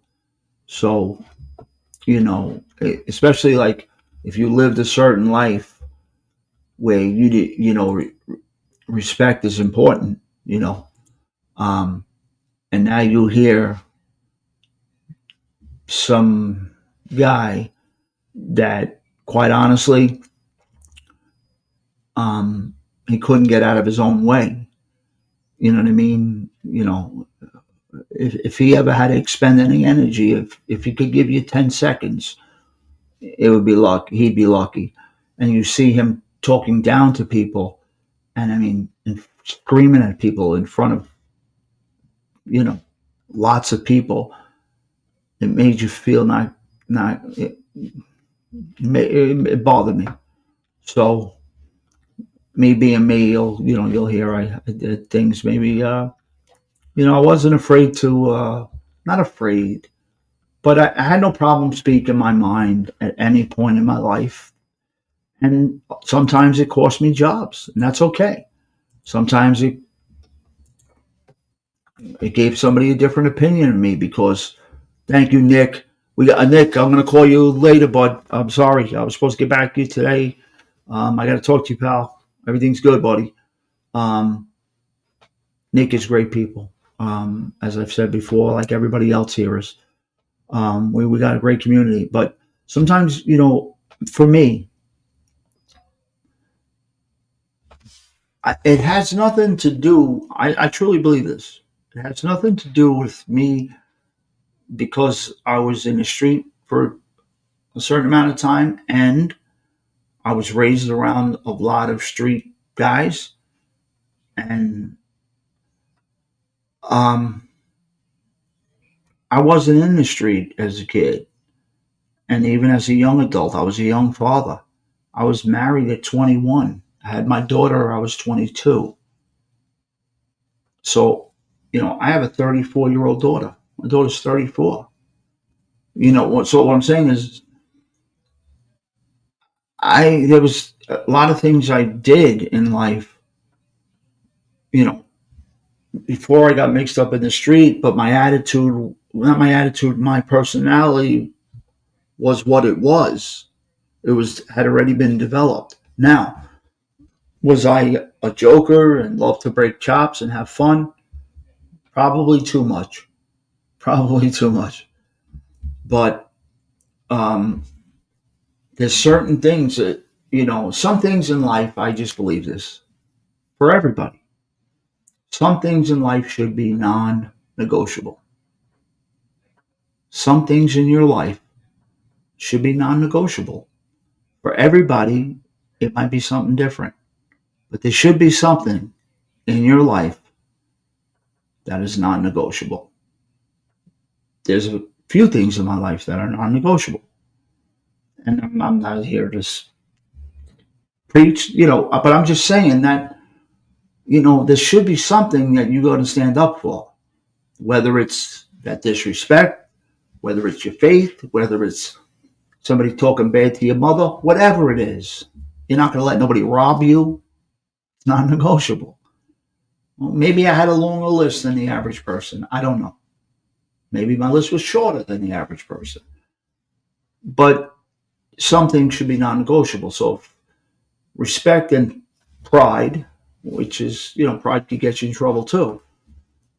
Um, so when your pride got hurt because you didn't like how somebody spoke to you, you know, I didn't always react politically correct, if that's the word. I don't even know if that's the right word. You know, you know. But I learned as I got older. Still, things are non-negotiable. Certain things.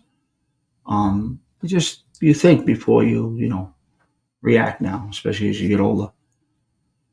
But that's that. I hope we had a great time. I hope my serious talk worked. God knows I needed the talk. So you guys have a great night. I love you guys. Be well. Remember, tomorrow night, the signature, Mr. James DeMonica, is back in his seat. I just want to say something. If you guys, whoever's still here, if you could just hit that like button, and any non-subscribers that watch, I'm like this too. I'll watch a video after video. It could be a fighting channel. It could be a cooking channel with my wife will watch it. And maybe you could watch it for weeks and weeks and you don't subscribe. Well, we need those people, because analytics show we got like 70% of people watching our stuff that aren't subscribed, and they're watching every video. So jump in, jump in. We got a great group here. Great. Our community and friends, that's what we are. That's what this is about. And so if we can get a couple of those uh, people that are in, like they say, I heard they call it sitting in the bushes watching us, give us a like and subscribe if you truly watched our videos from that point of view. Now, if you're watching this stuff for any other negative reason, don't subscribe. Don't come in here and cause any issues. There's a much better fight for you on another channel. Go there. We don't want you here. It's a fact. Keep your sub. But if you're good people, like everybody in this chat is, and respectful, that doesn't mean you can't ask anything you want. Just ask it respectfully. You're more than welcome in here. And everybody in this chat will welcome you with open arms. But the minute somebody gets silly with somebody in the chat or anybody up on the stage talking, it might not be me, it might be somebody else.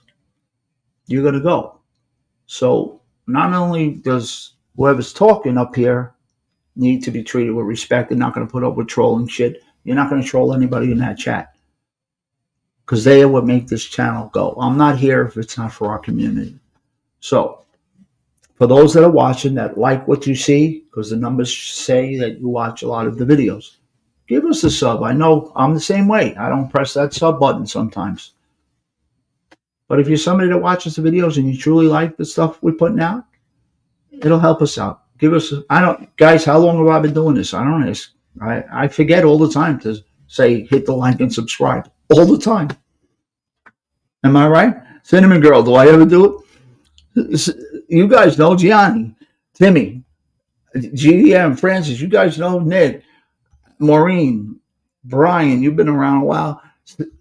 I just forget to do it all the time. But anyway, I kept you way too long. I can't believe I went 2 hours again. You guys got to tell me to shut up. I love you guys. Have a great night. Be safe. Osada, everybody. Timmy, Gianni, GDM, Maureen, Davey T, Francis, Brian G, Cinnamon Girl, up and down all day, Gianni Boy again, Sally Boy, Benny, Matt, I know you were here earlier. I know you got things to do. I know you'll catch us later. I hope I didn't miss anybody. If I did, I'm sure I'm going to get it in the comments. Timmy Irish, I hope I mentioned you, Timmy Boy. Stevie, oh man, Stevie, I almost forgot you, pal. Nick, my man. Nikki, I'm going to call you shortly.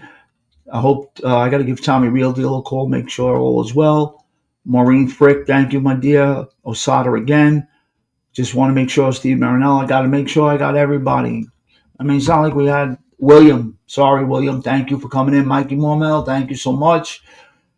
Everybody, if I missed anybody, I apologize. Let me know in the comments. Bay Watcher, oh, sorry, Bay, Benny. If I miss anybody in the comments, tell me, you son of a bitch, you left my name out. Steve, and I think we got everybody. If not, let me know in the comments.